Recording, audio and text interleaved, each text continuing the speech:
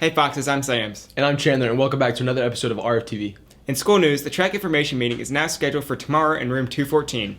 There are two meetings, and you must attend one. The first at 8 a.m. or the second at 3:45 p.m. The meetings will last approximately 15 minutes each. All athletes and parents must create an account on Planet HS. Full instructions on how to make an account can be found under the More tab on hhsredfoxes.com. If you are a junior or senior and are interested in joining the National Honor Society for the Dance Arts, you should see Miss Allman in the dance studio.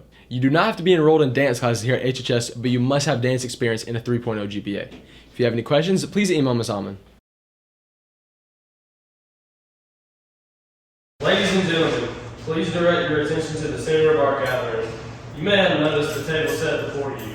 It is filled with symbolism. I will explain. This table is set for our prisoners of war and those missing in action from all wars. They are not with us today. Their chairs are empty, but saved for their hope return. Let us remember their absence. Forward, march!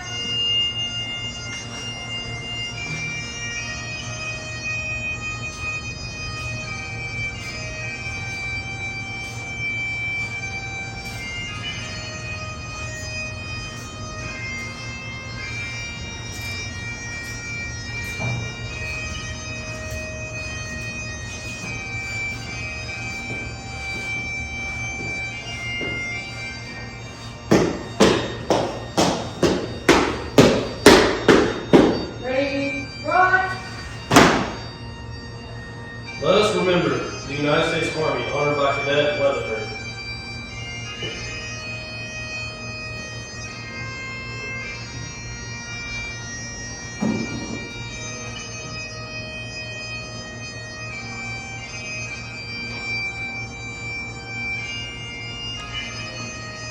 Let us remember the United States Marine Corps honored by Cadet Ransom.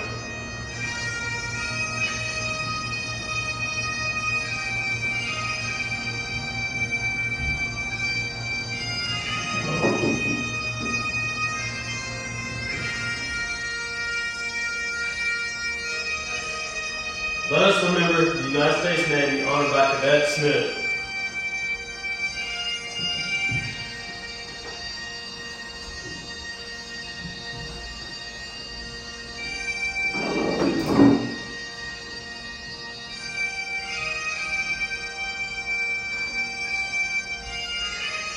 Let us remember the United States Air Force honored by Cadet Freeman.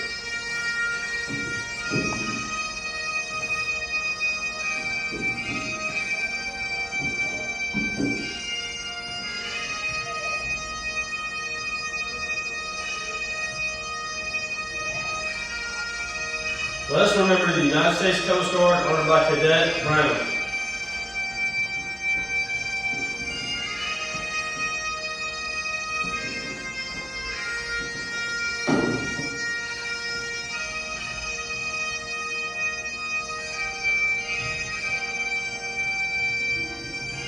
Let us remember the men and women, prisoners of war from all branches of service that are too often forgotten. Let us remember them.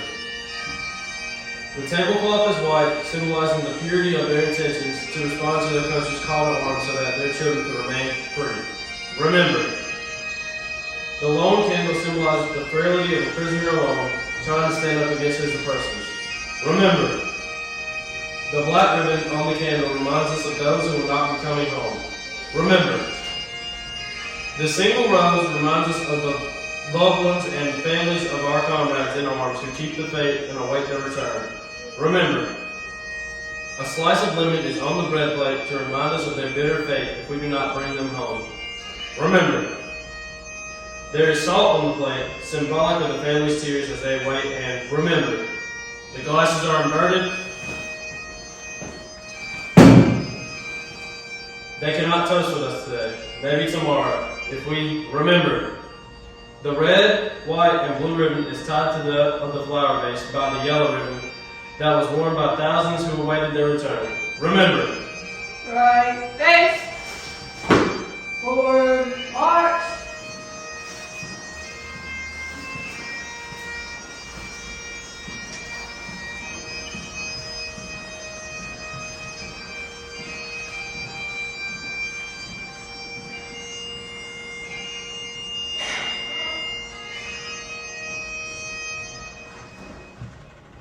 Coker and Miles are covering the history of Thanksgiving. Welcome back to History with Miles and Coker.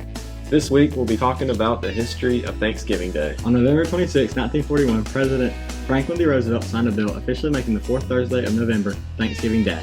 Earlier in his presidency, FDR changed President Lincoln's declaration of the holiday from the fourth Thursday in November to November 23rd every year. Roosevelt thought that a Thanksgiving holiday so late in the month would cut the Christmas shopping season too short. So he moved it a week earlier. Later in his term, the American public convinced him otherwise, and the day was changed back to Thursday, which is when we celebrate it today. Washington was the first, though, to put the day on Thursday, specifically November 26th. The day was first reported as being celebrated on Thursdays in early colonial New England. One of the most famous Thanksgiving gatherings was organized by William Bradford in 1621 in Plymouth, Massachusetts. He invited Native Americans of the local tribe to come have a festival with the Pilgrims for the season's harvest. The meals they ate at the festival were likely quite different from what we have today. In fact, there is no record of a large roasted bird, say a turkey, being eaten there. They would have actually eaten deer, bass, mussels, lobster, fruits and vegetables from the Pilgrim's harvest. That's all for this week. Now back to the anchors. Thanks, guys. We appreciate all our athletes that do their best every game they play. Here's a highlight of just one of the many athletes here on campus. What made you want to play football? What made me want to play football is I love the sport. It's my favorite game. And I made up my mind that I wanted to play, and I took it from there. How does the atmosphere before the game affect you? The atmosphere for the game, it affected me a lot because when it's a big crowd, I kind of be nervous. But when we start playing, I start turning up. What do you enjoy most about football? What I enjoy most about football is being around my brothers every day, coming out, and I love them boys. What's your go-to song before a game? My go-to song is, I don't got no go-to song, but I love that NBA Youngboy whole new album. It gets you hyped. Congratulations to our athlete of the week, Tajay Peterson. Another great class is being highlighted in Class of the Week. Jacob P. and Daniel had a chance to check out Miss Burgess' French class. This week, for Class of the Week, Jacob and I went to French 3 with Miss Burgess. This year we did our pumpkin project for Halloween, and we made our pumpkins into famous French characters. And Jacob and Anna Barkley are going to tell you about the characters that they made for their pumpkin. I did Napoleon. He was a notorious French emperor. I did Pepe Le Pew, and he's a French skunk on Looney Tunes. Hi everybody, bonjour. I'm Miss Burgess, and I'm the French teacher at Parksville High. This is my fourth period French 3 class. It's also a co-seated French IB 1 class. We have one French IB student who's in there as well. French 3 and IB 1 are pretty much a continuation of French 1 and 2. The students learn lots of vocabulary, how to communicate in French, French history, French culture, and everything French that there is. I love that class. The mayoral election took place on November 2nd. Here's Connor with the results. Hey Foxes, I'm Connor, and today I'm going to be talking about the Hartsville mayoral election. In the election, none of the candidates managed to get 50% of the votes. Therefore, there's going to be a runoff election between the two candidates who received the most votes.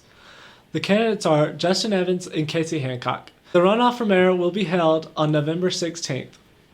That's all for the mayoral election. And now back to Samson Chandler. Thanks, Connor. This is sure to be an interesting election this year. Well, that's all we have for you this week, Foxes. Stay classy, Hartsville High.